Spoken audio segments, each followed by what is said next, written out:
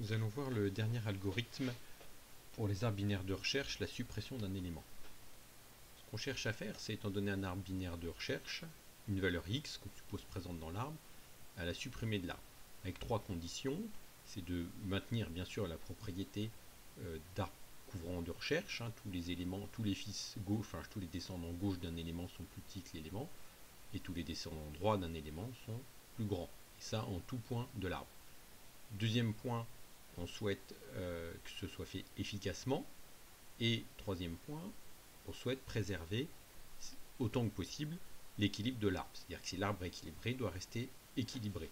Comme on l'a vu pour l'insertion et la recherche, l'équilibrage est très important pour les temps de calcul, la complexité algorithmique.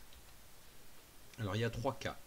Si le nœud X qu'on cherche à supprimer est une feuille, dans ce cas-là, c'est simple. Donc, si je veux supprimer 6, il suffit d'enlever 6. Comme c'est au bout, il n'y a aucun problème. Si X a un seul fils, dans ce cas-là, c'est pas très compliqué non plus. Prenons par exemple 7 ici. Il a un seul fils. Peu importe, là on pourrait imaginer que l'arbre se poursuit en dessous, ça ne changerait absolument rien à l'algo. Le fait que 6 soit une feuille, il n'y a pas de problème. Là, ce qu'on supprime, c'est 7. Il n'y a qu'un seul fils. 7 est un fils droit, c'est le fils droit de 5. Donc, tout ce qui est 7 est en dessous de 7, donc uniquement son fils gauche là, est forcément plus grand que 5, par la propriété des arbres binaires de recherche. Donc en fait, si on supprime 7 et qu'on remonte 6, éventuellement avec ses descendants s'il en avait, on obtiendra un arbre binaire de recherche, toujours, parce que tous les éléments sont bien plus grands que 5. S'il est équilibré, il restera équilibré et c'est extrêmement efficace. Maintenant, si on souhaite, c'est le cas le plus compliqué, supprimer un élément qui a deux fils. Par exemple 12, là on va supprimer la racine. Comment on peut faire? Alors on pourrait essayer de dire je vais remonter par exemple le 17, puis comme je supprime 17, je remonte le 18, et puis j'essaie en propageant un système qui se propage, mais c'est assez lourd et assez compliqué, ça fait énormément de modifications. Donc c'est pas efficace.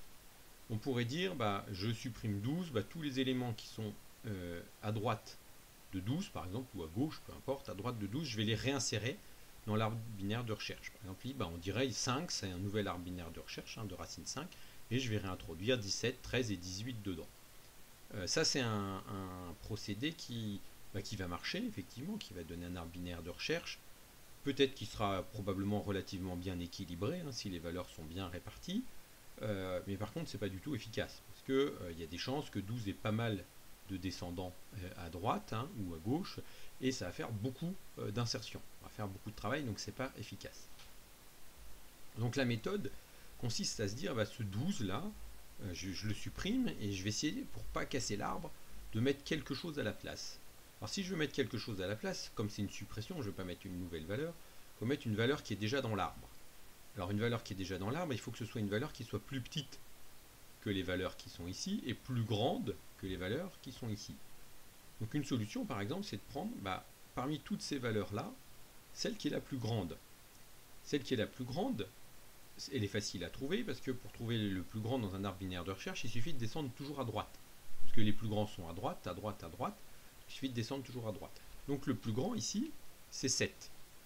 Et 7, ce qu'on sait, on le trouve vite, et on sait qu'il n'a qu'un seul fils, parce que c'est le plus grand. Que si c'était pas, s'il avait deux fils, l'élément qu'il aurait à droite, ici, serait plus grand que 7. Donc 7, c'est le plus grand des éléments de ce sous-arbre-là, et il n'a qu'un seul fils. Donc qu'est-ce qu'on va faire? On va supprimer 7. On va pas supprimer 7, on va supprimer 12. 12, le 7, on va le mettre à la place de 12. Et 7, il est facile à supprimer parce qu'il n'a qu'un seul fils. Comme on a vu la fois d'avant, supprimer un nœud qui a un seul fils, c'est facile. Et donc on va obtenir l'arbre comme ça. Alors on l'a fait ici en prenant le plus grand des éléments qui étaient à gauche. On pourrait faire de façon duale exactement la même chose en prenant le 13, c'est-à-dire dans le sous-arbre droite, le plus petit élément qui est celui qui est le plus à gauche. Il a nécessairement qu'un seul fils, ou 0 évidemment. 0 ou un seul fils, mais jamais 2, parce que s'il avait un fils gauche, l'élément serait encore plus